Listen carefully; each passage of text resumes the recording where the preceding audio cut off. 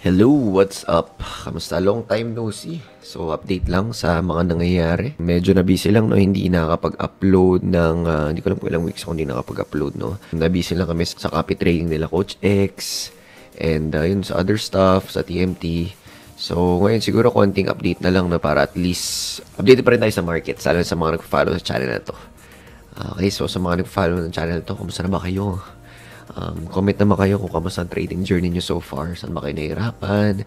So far ba okay ba? Ano ba mga tinitrade nyo? Yan, comment lang kayo.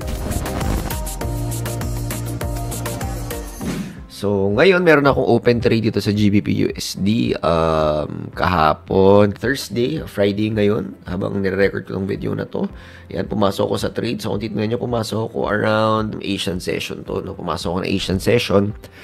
And kung titignan nyo, nasa mataas na time frame ako, 4 hour. Medyo nahirapan na kasi ako dun sa lower time frame, no? 5 minutes, 1 minute. Kasi kailangan ko nakatutok sa charts ng mga 3 hours. Siguro minimum 2 hours. Para lang magkaroon ako ng magandang pasok, no? So, medyo challenging na yun para sa akin, lalo na lumalaki na si Catalina. Tapos, ayun, syempre, naisin natin yung TMT, pati yung copy trading, and lahat-lahat. So, bumalik ako sa 4-hour time frame na actually, titignan ko ngayon 1 hour, 4 hours, tsaka daily. Yan, minsan, bihira weekly. Pero yan, 4 hours talaga mainly. Minsan din ako tumitingin sa daily. Siguro, para sa market direction. Pero, kita rin naman kasi sa 4 hours, no? Sa 1 hour, siguro kapag nagtitrailing stop na lang ako, titingnan ko yung galaw and kung gusto ko na extra confirmation na yan. Pero mostly 4 hours talaga titingnan ko. Bakit? Kasi for example, ito, gusto kong pumasok dito. Kunyari, wala pa tong mga to. Ayan, yan. Gusto kong pumasok dyan. Kunyari, nandito pa yun yung, yung resistance level ko. Ayan, so bumaba. Ayan, so adjust tayo syempre ng konti. Kapag gumanyan, ayan, nagkaroon ng reaction, na-respect niya tong level na to. Nakita natin, nagkaroon ng green na candle. So, kung titingnan mo, 5 AM to, so malamang di ako makapasok dito. So, next ko lang. Ayan, nagkaroon ng ganyan. So, eto 9 hanggang mga 1 PM. So, pwede ako pumasok ng 9 AM until 1 PM. Dahil lang dito. So, hindi ko kailangan nakatuto, hindi kailangan na sobrang sniper ng entry ko. Hindi katulad ng mga lower time frames, no? So, at least ito, kahit na 9 o'clock, 10 o'clock, 11 o'clock, 12, 1, tingnan ko kung kaya pa ng ano. O baka nga, pwede ka pa rin makapasok dito, yan, dyan banda ng mga 1 o'clock hanggang mga 5 o'clock, di ba? So, maraming room para makapasok, hindi ka mapag-iwanan. So, kung busy ka sa work, may family ka, may anak ka, dahil yung ginagawa, ito, maganda talaga yung 4-hour time frame. Alright. So, ayun, pumasok tayo dyan sa GBP USD. Siguro pwede natin pakita yung screenshot sa Discord para makita nila. Anyway, kung interested kayo sa TMT program, ayan, click nyo na link sa baba. May Discord channel din tayo para makita nyo live yung mga trades sa mga coaches. Yan, si Coach X, nandiyan din si Coach Tim. Ayan, so sinabi ko rin sa Discord na pwede na kayong mag-TP kasi nasa 2.5 RR na yung profit natin. Siguro, tanggalin ko na lang din yung mga, kung magkano ba yung winnings sa mga coaches or magkano yung winnings ko. Para din, huwag kayo masyadong ma-hype, no? Kasi yung iba na hype dahil nga nakita nila malaking pera and everything. Pero hindi na nakita, syempre, ilang years na nagtitrade, ilang years na kinumpawn yung pera na yun. 'Di ba? So, yung iba naman dahil din sa yung ibang profit sa mga coaches galing na sa funded account. So, siguro mas madaling i-duplicate kapag doon tayo sa mga 2% to 5% per month na target. No, kasi alam ko naman kaya naman yung 10%, minsan 20%. Lalo nagsimula ako, minsan nagka-30-40 ako. Pero syempre hindi lagi. Yun nga lang, syempre mas malaki yung chance na may mga months ka talaga na malaki rin yung mga losses mo. Diba? So, minsan, nagtutuloy-tuloy, 10%, 20%, pero biglang may malaking talo. Okay. So, minsan may malaking talo talaga. And, ayun, mas okay talaga yung slow and steady na lang, lalo na for everybody na hindi naman talaga nagpa-focus sa forex trading, no? Hindi naman talaga full-time trader. So, very important na very, very minimal yung risk. Like kung sinasabi dati, 1% risk. Pero, kung gusto mo, pwede mo pang mas mabaan, 0.5, 0.33, 0.25, risk per trade, yan, pwede mong gawin yan. Ang pinaka-important lang naman is makapag-stay ka in the game for a very long time, no? Kasi pag nasunugan ka, ayaw mo na agad. Wala rin, sayang din yung pera mo, sayang pinag-aralan mo, 'di ba? So at least kung matalo kang 0.5, 0.25, okay lang, nandyan ka pa rin, di ba? Very important lang naman sa lahat ng ginagawa talaga natin is enjoy talaga natin, you know? Kasi pag di natin enjoy for the money lang, madali talaga tayong aalis.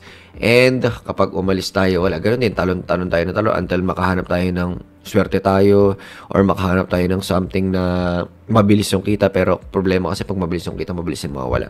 So yun, dun lang tayo sa, mag-focus tayo sa mas duplicable, mas sustainable, and yun, mas for long term talaga siya. So, ayun. Yan, so, isa to sa mga trades ko, GBP USD, ayan, mas nakapag-trade na ako ngayon. And nag-trade din ako sa EuroCAD. Okay, so check natin EuroCAD, no? Ayan. So, syempre, hindi naman lahat panalo. I think dito ako nag-trade. Ayan, dito banda. Ayan. Tapos, ganyan yan. Natamaan yung aking SL. Dito banda yung TP ko. Okay, so tanggalin nga natin drawing para mas makita nyo. So, ayan, dito banda. Ayan. So, nakita natin, syempre, may magandang resistance level dito. Tapos, nagka-reaction. Pumasok tayo dyan. Dito banda, sa ilalim ng wick na yan, yung SL natin. Dito banda ang ating TP. Ayan. So, around dyan. Tingnan mo, may SL yan. Yan. So, yun yung nangyari sa akin. So, ang ginawa ko, in-adjust ko na lang din yung support and resistances, yung mga RF alignments. So, in-adjust natin, tinanggal natin, naglagay tayo ng bago. And as of now, yung EuroCAD is sideways siya. So, wala pang magandang directional bias. Alright, so akala ko kasi galing dito, ayan, tapos biglang umangat, diba? Tapos bumalik, tapos aangat ulit, diba? So, syempre, hindi ganun lagi nangyayari. Minsan talaga may mga abnormalities, diba? Actually, abnormal naman talaga yung buong market. Naggagawa lang talaga tayo ng mga tinatawag na educated predictions, educated guess, no? And kahit na ano pang research natin, anong technical kahit anong strategy natin, for sure, meron talagang matatalo. Okay? So, I think makapag 60% win rate ka na, okay ka na. Tapos, around 1 or 2 na RR, yung risk to reward, sobrang okay na nun. Tapos, meron pa tayong isa, no? Yung AUD CHF. So,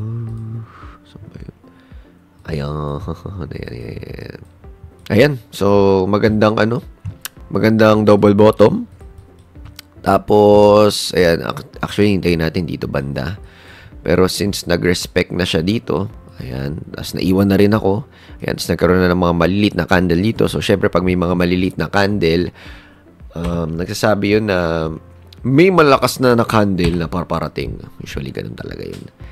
Diba? So, parang muebelo na yung markets. So, dyan pa lang pumasok na ako. Syempre, nagkaroon tayo ng nalagay natin dito yung support, ayan, and then just below this one, ayan, yung week na yan, diba? Lagay natin yung stop loss. And then, from there, ayan, ilang araw ba to? Monday, nag-TP ako ng Thursday. So, 3 days din siya nag-run. Di ko na nakuha to, no? So, pwede mo sabihin na sayang, pwede mo sabihin na okay na rin, diba? So, nasa 2.5, halos 2.5 RR. Ayan. Tapos, may sinulat din ako na explanation dyan kung bakit umangat yung AUD-CHF ngayong September. So, nakalagay dito, Australia's economy benefits from rising commodity prices, especially gold. Ayan. Recently, higher gold prices have strengthened the Australian dollar. Ayan. Tingnan natin yung eto, nakakainis. Wala tayong trade dito. Ang ganda sana nito kung may trade tayo, no? Kung tingnan nyo, yung swing dito, ilagay natin yung Fibonacci dyan. Ayan. So, kung titignan yung swing dyan, sakto talaga sa 0.5 to 0.618 yung golden ratio. So, okay na okay sana kung pumasok ka dito, no? Tapos, tinrail mo, ang taas mo na ngayon. Diba? Kaya lang kung nag-trail ka, baka dito ma-stop out ka. Okay. So, syempre, hindi na tayo makakahabol dito. Ano na lang, hintayin na lang tayo ng pullback. Okay. Also, nakalagay din, while Australia's central bank has kept its policy stable, the Swiss National Bank is trying to weaken the Swiss franc to support their economy. Yan, making the franc less attractive. O, sakto, di ba? Yung sa no, kasi nagka-copy trading na kami, tinitingnan namin yung mga malulupit na hedge funds sa ibang bansa. And pinaka nakita namin na maganda talaga is yung tinatawag na yung medallion fund. Parang nasa around 66% yung annual nila na yield. Kumbaga annual nila na profits. Tapos, ang nangyayari is, nung umpisa, nagpa-invest sila, diba? Ang dami nag-invest. Siyempre, happy mga investors. nung sobrang successful na talaga ng fund na yun or ng strategy na yun, I think AI yun, no? Nag-ano na sila, parang binayout na nila yung mga investors, tapos sinarili na nila. Kumbaga, yung mga employees na lang, tapos yung owners na lang, yung mga pwede mag-invest. Diba? So, kung titignan mo, 66% per year, pinakamalupit sa buong mundo. Pero, yung iba sa atin, ang gusto talaga is 100% per month or 100% every 2 weeks. Kumbaga, kung titingnan mo kung maka 5% ka na consistent per month, sobrang lupit mo na talaga. Talo mo na ibang mga hedge fund. Diba? Talo mo na yung S&P 500. So ayun, background story lang, no? Nag-trade din ako sa Euro USD. Ayan. So, pag pumunta pala kayo ng Forex Factory, no? Tayo Forex Factory. Last week, makikita nyo na naglabas yung Feds ng, ayan, yun, nakalagay Federal Funds Rate, tapos, ang previous 5.5, tapos, ang forecast 5.25. Pero, ang actual niya nasa 5.00%. So, parang nag-cut sila ng 50 basis points. Maraming nagulat, di ba? Akala kasi natin, 0.25 lang. Though, ang sabi naman talaga ng Feds na most likely magkakat kami ng 50 basis points. So, since bumaba ng 50 basis points, most likely talaga, ang mangyayari is magiging mas weak yung USD. And, kung titingnan natin, punta tayo sa S&P. Ayan, sobrang umangat yung S&P 500 or paangat talaga siya. Diba? Tapos yung, tingnan nga natin, dollar index. Tapos yung dollar index, ayan, pababa talaga siya. Though hindi pa naman siya nagra-rally talaga ng sobrang pababa. Tingnan pa natin kung ano mangyayari.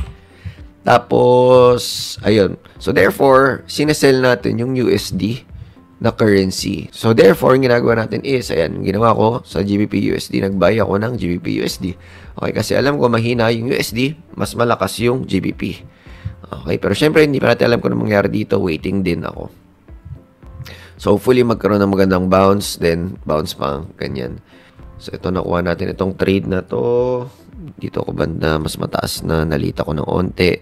So, kung titignan nyo, dito sana ako papasok, no? So, nung oras to? 5, no? 5 to 9. Tapos nakapasok na ako dito, 9 o'clock. Diba? Around 9 to 1 na. Diba? Pero okay lang. Kumbaga, pwede pa akong humabol kahit na late ako ng 6 hours ako late, okay lang, di ba? Nakapasok pa rin ako. So, ang nangyari is, yung position, sobrang umangat siya dito. Kung titignan nyo, sobrang umangat siya. Tapos, ang ginawa ko is, naglagay ako ng trailing stop dito banda. Okay, so na-trail stop tayo dyan. So, sayang no, na-trail stop tayo. Pero, ayun. Siguro tong video na to, pinakita ko sa inyo paano ulit maging swing trader, 'di ba? Tapos hindi mo kailangan masyado nakatutok talaga sa charts. Ito yung tinuturo namin actually no sa The Advanced Trader. Kung meron kayong access doon sa The Advanced Trader, kung wala, pwede kayong either punta kayo sa Facebook page ng The 30-Minute Trader or baka may link tayo ilagay sa baba. Okay? So yun lang naman yung updates natin. Kung may mga questions kayo, tanong lang kayo. So anyway, ang ginagawa pala namin ngayon is nagkakaroon kami ng mga offline events. Ayan, picture nga ng last day natin yan. Diba? Ang dami rin matinong alabang. Ang plan is maisa-isa natin yung mga major cities ng Philippines. And then hopefully makapag out of the country kasi marami rin talaga mga Filipinos na gusto talaga magpaturo ng face-to-face. Diba? And syempre, yung mga students sa TMT gusto namin ma-meet all around the world. So, yun lang yung mga updates. Meron tayo sa October 5, no? Sa ano yun? Sa Holiday Inn Makati. So, 2 p.m. yun. So, ayan. Lagay rin natin screen yung details. Ayan. Okay, so mag-speak kami ni Coach X. 2 p.m. yun. Tapos, it's a free event actually, no? So, kung gusto mo mag-sign up, ayan, sa baba. Sign up ka sa baba. Hindi ko lang sure kung pag-upload ng video na to, ubos na yung slots. Baka lang hindi pa. Ayan, sign up lang sa baba. So, yun lang. Kita-kits tayo sa next video. Bye!